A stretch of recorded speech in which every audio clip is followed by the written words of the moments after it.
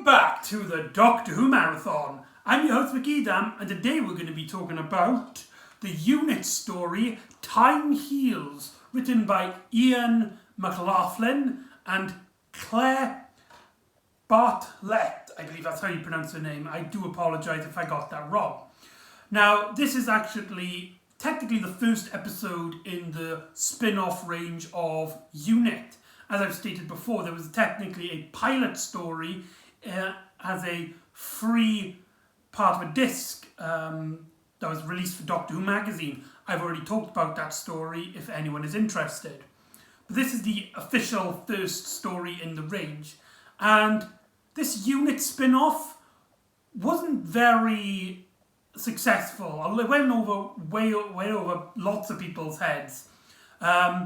The first season didn't do very well in terms of publicity. Like, hardly anybody heard about it and talked about it when it came out.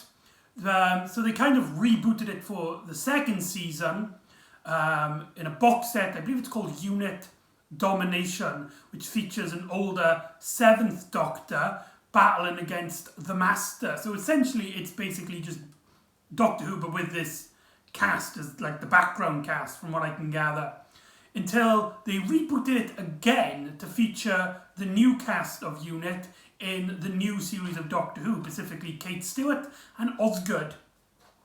But does it really deserve to be overlooked in a sense? With the exception of the pilot, I have 2 stories in the range of it. In the first season, there's 4 stories. And there is kind of a plot, like a story arc that goes through them, dealing with the evil organisation ISIS, not to be confused with the real-life terrorist organisation. Here, this group of ISIS is basically like a much more brutal version of Unit, like an evil version of Unit in a sense. But yeah. And I think I'm going to struggle with this video personally. For you see, when you're talking about great Doctor Who, there's something you can talk about and you can show off your passions and your experience. When you're talking about bad Doctor Who, then you can deconstruct it and explain why and maybe even have a laugh with it. But when you're talking about a story which doesn't leave any impact, which I'm afraid to say this story, or at least this the first episode in the series does, it really is hard to talk about, and I think I'm going to struggle talking about it. A lot of details I wouldn't say I've forgotten, but struggled to stick with me throughout the majority of the plot. And to be honest, I was kind of confused what was going on for the majority of the plot. It feels like the writers were kind of in like a loophole in a sense, and they were trying to write something which was, it's hard to describe. I also felt really let this story down. I know we haven't actually talked about the story yet, but what I think really lets the stories down is actually the music. I wonder if they don't credit the person who did the music on the back, but the music plays this one song throughout the entirety of the series, which kind of gave the impression that nobody gave a damn behind the scenes. But, let's try to talk about this.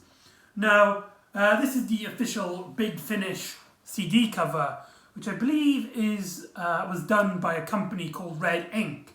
Very unusual that Big Finish would get another company to do their covers. Usually they'll hire up their own artists, but here they actually got a digital company to do the covers. And each of the covers are basically the same thing, but a different colour. And I found them really generic and bland. As you can see there, it's just like the Unit logo. Fun fact about this is actually the introduction to the new Unit logo with the wings. And the planet Earth as the logo. Now, this is important because these audio releases were released in 2004. When the series came back in 2005, one of the things that they actually took in from the Big Finish stories is the actual logo, basically confirming, in part anyway, that these stories are canon even to the new series in a sense, or at least they just really like this new design logo. You can't see it on the video, but the actual logo itself is really blurry. It's very strange. If you have your own copy, you can probably see it, but it looks really low resolution. And like always, I make my own DVD covers, and because this cover was so bland and basically I couldn't really work with it, this allowed me to actually design a very unique cover here, and I'm actually really proud of this one. We've got the Brigadier there, who kind of has a minor role in the story, at least Alistair Lethbridge Stewart, and we've got the new character, I can't remember if she's a colonel or a sergeant. I believe she's a sergeant. Emily, who, fun fact, was actually a companion of the Sixth Doctor in some small short stories for the novels. So that's really interesting. But this is her only audio appearance. And I forgot to mention as well, I actually put the unit logo in there instead of the Doctor Who logo. Very interesting. Here's the spine if anyone is if anyone is interested. I really like the army feel of it. And here's the back if anyone's interested. I know it's a little bit bland, I do apologise, but what can you do? So the story starts off after a presentation by Emily. I don't know if it's supposed to be the same conference in what we saw last time in it. There seems to be no mention of Silurians whatsoever. In fact, it seems to be discussing about UNIT being a major influence, a major power in the world's protection and its own like Secrecy Act and stuff. Very, I won't say interesting, but yeah. The plot I don't think there's really much to talk about the plot. The story it's structured in a way where it just feels like scene after scene after scene. So I think it's better to talk really about the characters. We get Emily, and she obviously is she's very like entwined with the unit stuff. She's learning she knows all this stuff, but she gets basically tagged up with a new unit soldier, Colonel Robert Dalton, and he's basically gone into unit trying to learn a little bit more about it. He wanted to become working in unit, and that's how he got the job. But he's also very curious about unit, in that he says it's like unit has probably one of the most biggest casualty rates in any military force on the planet. But nobody seems to leave. Nobody seems to want to leave voluntarily. People stay at unit, even when they can leave. And he's very curious on why that's happening. And so Emily kind of intrigues him about the whole strange possibility of what they're going to see at unit. Now, I think this little dynamic that they have of, I've already forgotten his name, I'm just going to call him Roberts.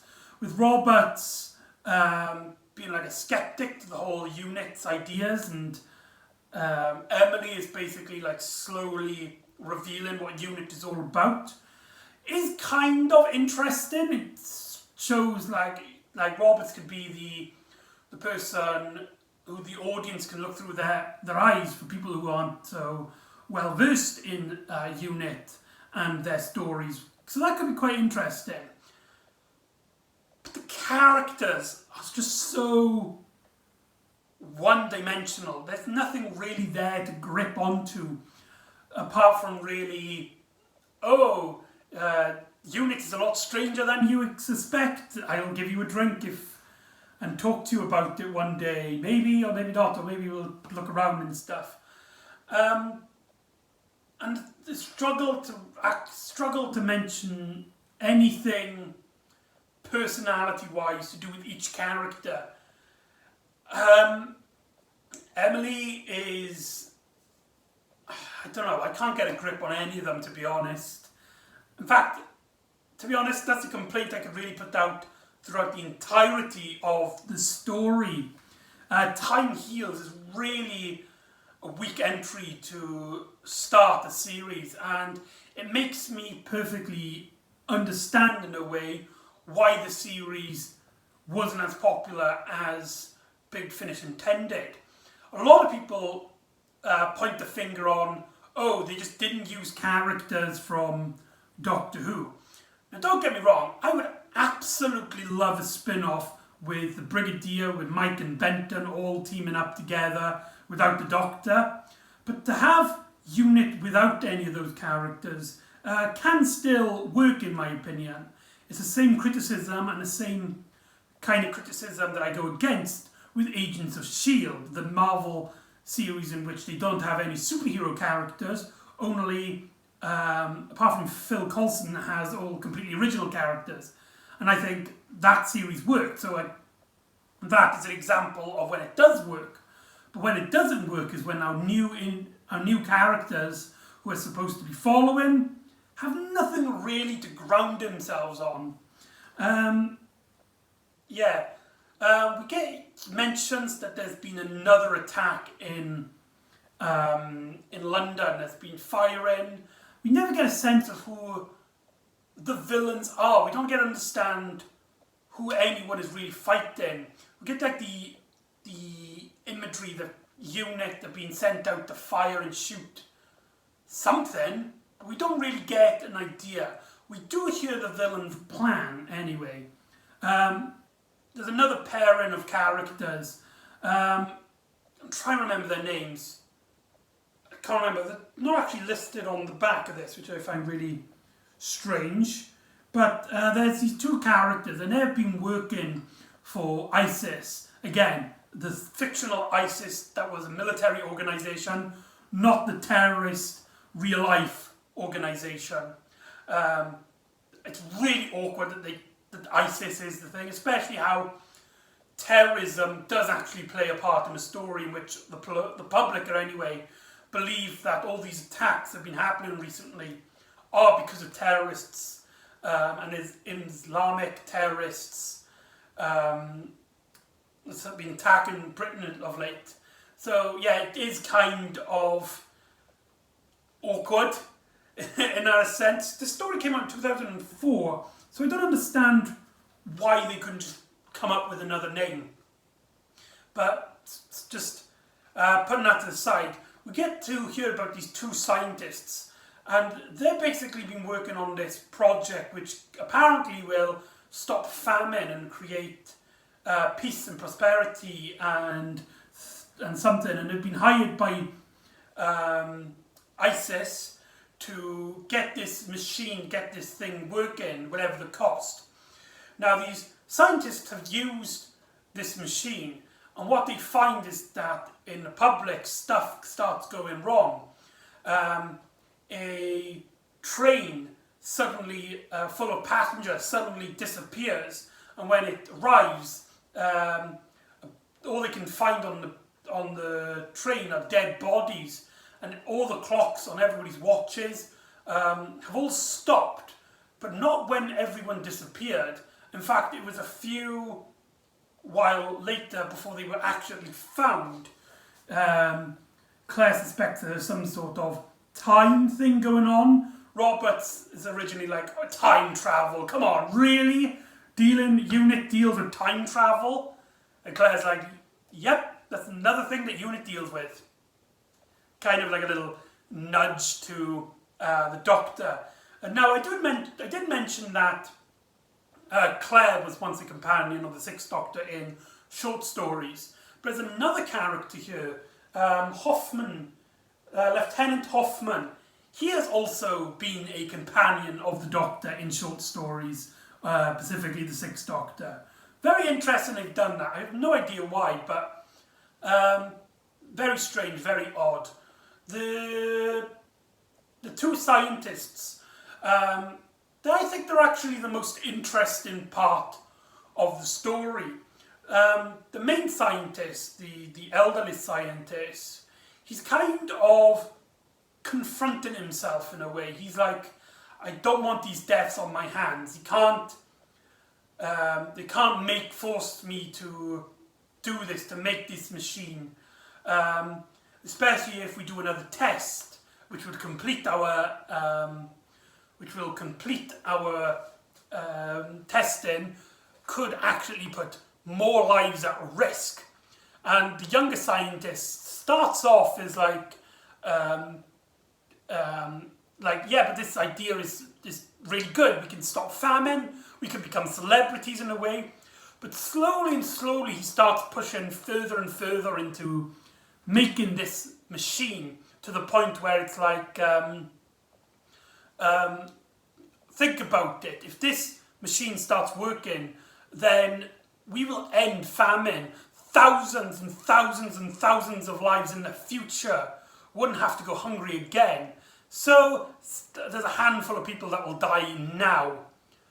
But their death will not be in vain, as their death will be the side effect of something which would save so many more people. And it's kind of, and the elderly scientist is kind of weighing the decision before deciding, okay, I will activate the machine.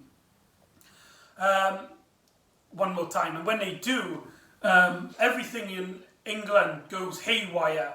Emily and Robert go examining some bodies that were killed due to the effects of this machine. What they find is described as absolutely horrible. There are dead bodies with literally doors or like lampposts and stuff like spiking out of their bodies, but there's no like blood. There's no area of damage around the bodies. It's completely clear, kind of like a body horror kind of thing. But yeah, like I said, the scientists are the most interesting aspect of the story, but they're hardly in the adventure. Now, I also mentioned the brigadiers in this story. His plot, I honestly don't understand what's going on. He's basically become a little bit of a celebrity at the moment after the events of reintroducing the Silurians into society in the pilot story. Though that moment isn't actually mentioned, only that now, thanks to recent events, he's a celebrity, but luckily there's no photographers or anything around his house. He does go on the phone to his wife Doris, who we've seen in Battlefield, and she's living with her, I believe she's living with Kate at the moment or something, whilst the Brigadier's like living by himself, as he doesn't want any harassment for Doris. And he starts having these episodes. Something strange happens to him, something that doesn't seem quite right. He has this like weird like time thing happen to him, and when he recovers from it, despite it being only like minutes for him, it's been half an hour or an hour in the real world. To be honest, I can't remember where that really went. I don't know what he did after the fact. At one point he puts himself as bait, and then he calls up Emily saying that he's got some information for her. Look at my emails, and I believe he's found where ISIS have kept the two scientists.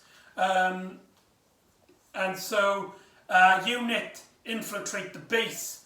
They couldn't find the younger scientist, who was revealed to be actually an officer of ISIS and is actually like working for them. He believes in all of the way that they work and stuff.